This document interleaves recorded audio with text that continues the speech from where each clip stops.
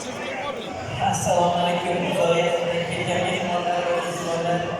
Mana bugun 2 yoshimiz mustaqil hayotga qadam qo'ygan ekan, qo'ygan qadamlari qutlug' bo'lsin deyman. Yoshlarimiz baxtli bo'lsin, ilohim yana yuzlaridan ko'paysin. Siz farzand, siz davlat bo'lsin, umrlarni oxirigacha birga bo'lsin. Ikki tomon xudolar boshchilik berishda hurmatli, izzatli bo'lsin ilohim. Mana shu yerga omin deb o'tirganlarni ham ilohim yana uylariga hamma to'y tomosha qilsin ilohim. Yoshlarimizni tillari ham ko'rmasin, ko'zlari ham ko'rmasin. Nima orzu niyatilar bo'lsalar hammasiga erishsinlar ilohim. Hammalari xushga erishsinlar.